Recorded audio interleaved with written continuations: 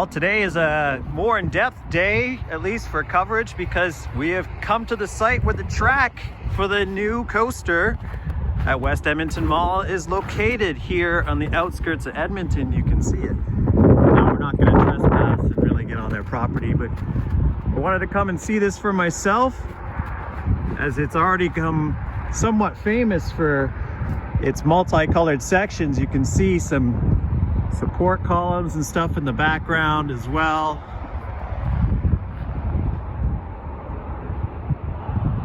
And it does look like all the pieces are here. Well, we don't seem to be really disturbing anyone, so we're just gonna have a little bit of a walk down here until someone yells at us. I think you can even, I do like the fact that the color is a bit of a homage to that Schwarzkopf orange and the original Mindbender. Then you have this famous green piece here.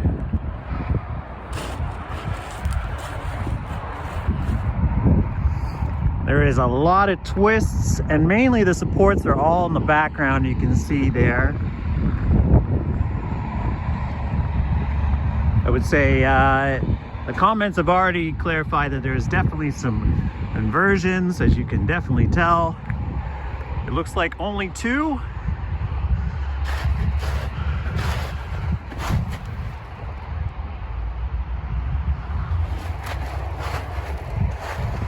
And you can actually see some supports down at the end here.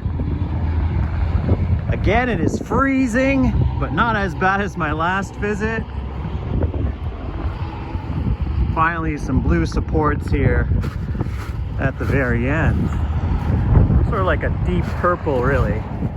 See if we can see a label here. I'm gonna zoom in on this label. You never know what you can see.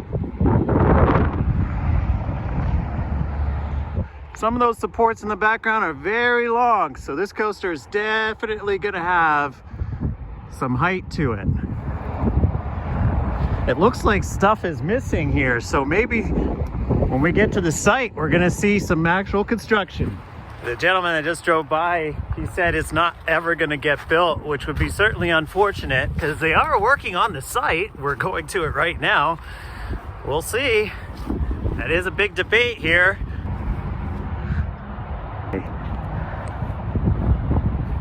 Let's go find out what's going on the main site. Now, I wasn't gonna actually be on this video because, yeah, you never know. Those few thumbs down, maybe it's me, I don't know. But it's forced me to do it because this parking lot is rammed full here at the mall. In fact, so much so that it's like you're gonna have to fight for a parking spot like it's Christmas time. So it is Eid starting this weekend, so it might have something to do with it, but it seems a bit unusual here in late or mid-March.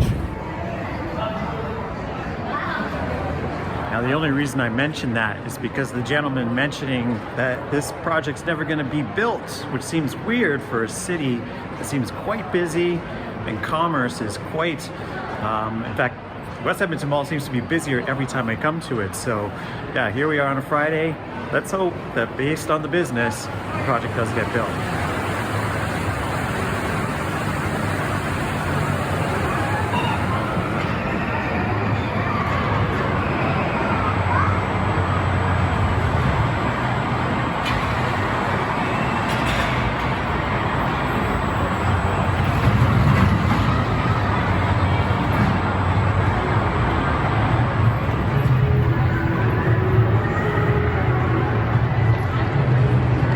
We have returned to Galaxyland to check out 1 month later an update on the progress of their new coaster here. One of my viewers said that the pathway between the two sections that gives you the best sight lines, as we're on right now, wasn't open, but luckily it is. There's no construction going on today, however, unlike the last visit where it was quite busy. But due to the benefit of comments, we've certainly found out a couple of new pieces and morsels of information, plus a visit to the actual track site currently, or storage site. Earlier in this video has allowed for a lot of in-depth, or let's say presumptuous details as far as what's going on here. But yeah, you can pretty much guarantee as was mentioned in one comment, the station appears to be right in this section here. So the track is actually going to go around the former rotor structure in the middle here, covered in glass. Some nice antique barrels down there.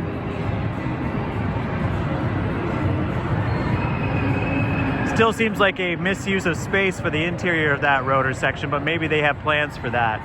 So if that's the case, then it still seems like there's going to be a massive open area for this coaster, because based on the amount of track sections, if they've all actually arrived on site, this coaster is not going to be that long. Nowhere near the length of Mindbender, which was significantly long for even a Schwarzkopf coaster. Now, they were working on this triangle formation last time we were here, but now we've got some new ones, as you can see. In fact, some kind of fascinating looking elements right there with the, pardon my lack of engineering technology or terminology. But yeah, that foundation there is pretty significant. And then you have one recessed one at grade. It's kind of unusual. I guess that's for a lower portion of the track. So I would say that one of those large supports that we just saw earlier is going to go right there. So what do we have, like maybe a near miss element here with Galaxy Orbiter.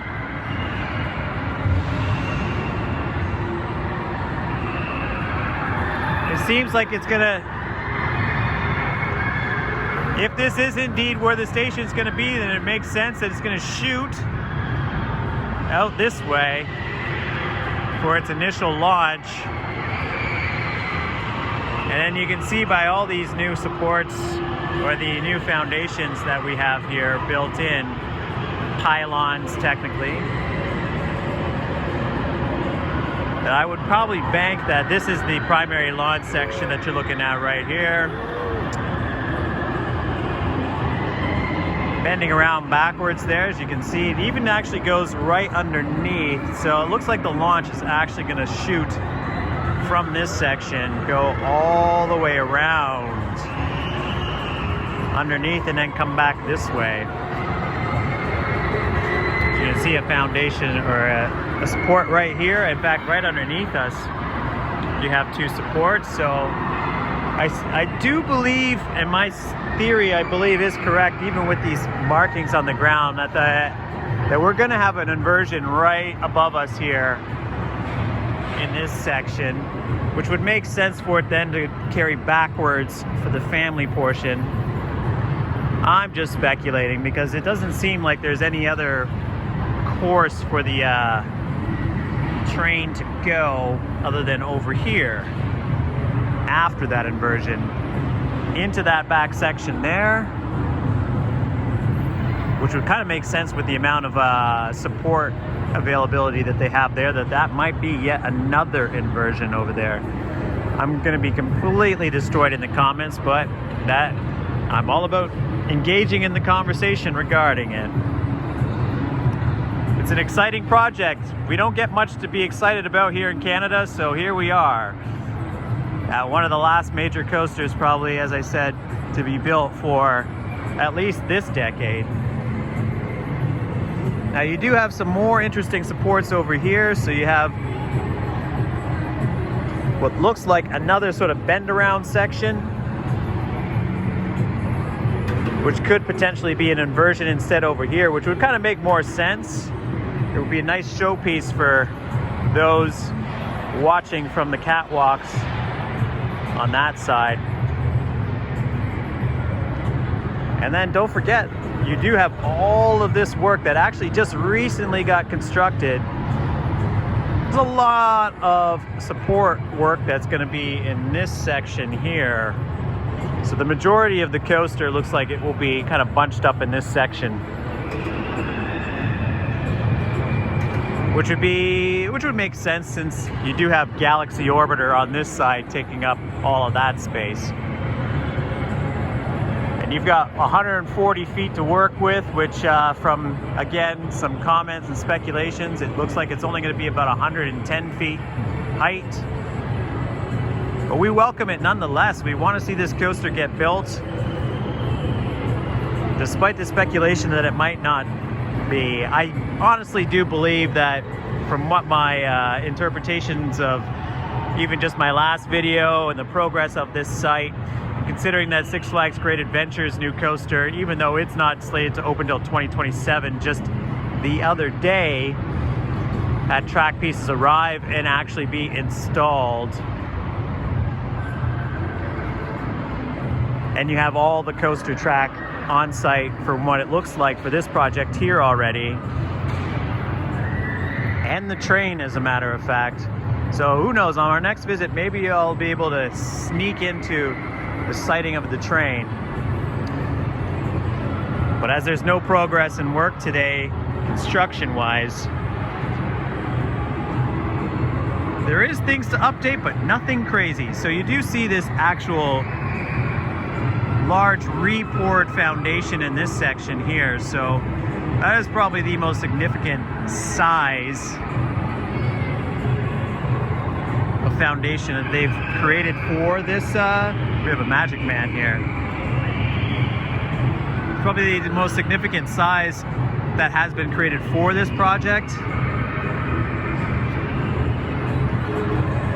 So yes, the majority of it's going to be over there. So it's interesting to see, where is the station going? If the station is going to be here, that does mean that they have plans for this area, because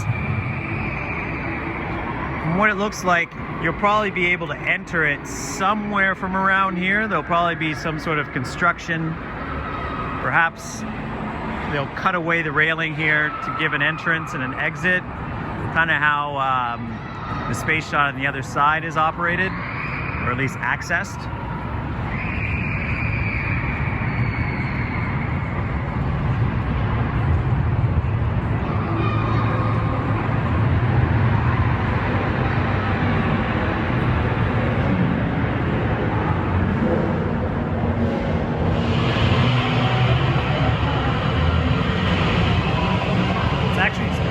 I believe they've actually cut into the flooring on this side to put this support here, which, you know, given the profile that they had a lot of room to work with in the main Mindbender area, but you still have this massive foundation. So you do have some scaffolding over on the other side. That's probably just for access, I think, for the personnel. But it is interesting to see, who knows, maybe that is where the entrance will be on that side if they decide to construct it there. But what I'm getting at is that there is a potential for the ground level here to be opened up for pedestrian traffic, which would certainly be interesting, especially, yeah, like I said, the disused building here, they might be able to do something with it. Like, you could pretty much put anything in there, like a polyp or a scrambler, and have it be completely like blacked out with a light show. Those are always popular rides, and in the direction that this park is going, it definitely would be a cheap investment and makes sense for sure. You can see which what work has been done since the last visit, as you see all of these sections sort of blocked off. There's no doubt that concrete is cooling, which is probably a good sign in the sense that why there's nobody here today, because from the looks of it, I think most of the foundation work is done. That said, there is a hole down there, so there's got to be something going on there.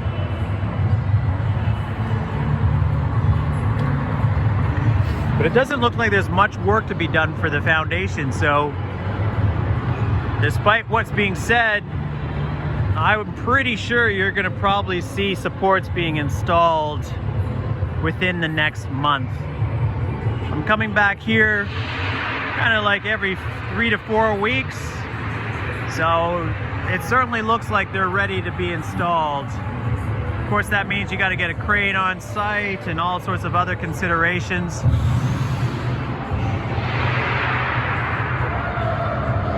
My theory is that they are slow rolling this construction based on the fact that their budget, even though the coaster is here and on site, constructing it's going to cost a little bit more money than they have budget for, say, in the short term, more in the long term.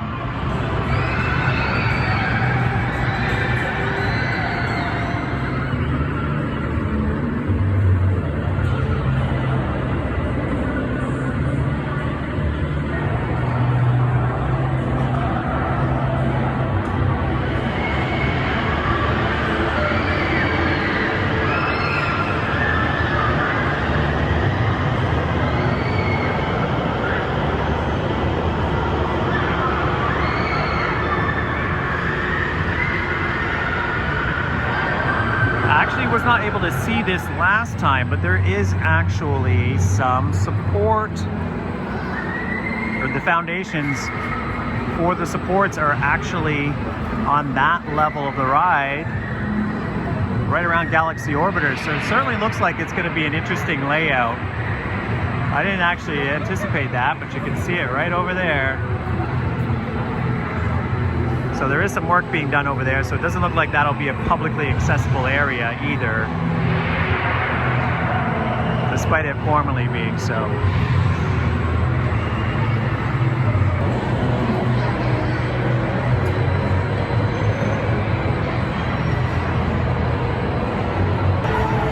We did cover the park a bit last time we were here, and again, I'm not actually going to be riding anything, but I will say it again, that this is the second time that I've been here in this park this year, and it's busy. As you can see, all the lines are full. Everything's kind of at capacity. So much so, it's hard to get a shot here.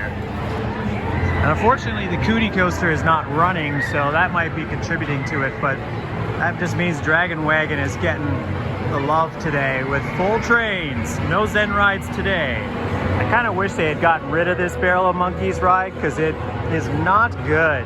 At least it was genuinely forceless last time I was on it. But it doesn't look like it's going anywhere. It's shocking to think that they used to have a zipper here. I think that was where Golden Galley is now, the pirate ship, because there's definitely a lot of clearance up there for a bigger ride. Or even like a looping starship probably was there before.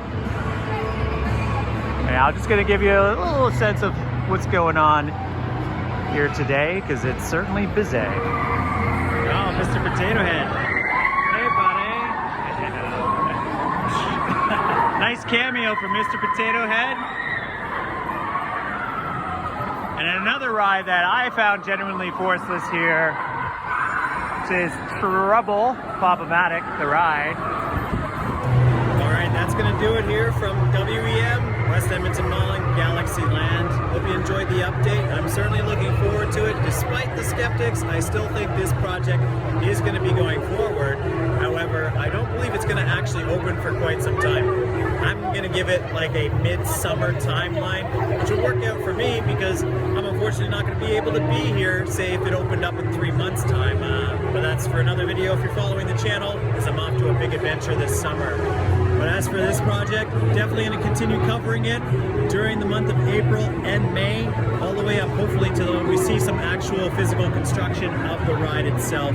Here's hoping. I'm certainly putting my bet on I'm going to see at least some supports come up in probably the next 3 to 4 weeks time. So in the next update, let's hold our hopes high that we actually see that, and I'll see you in that next one. All right guys, thanks for dropping in.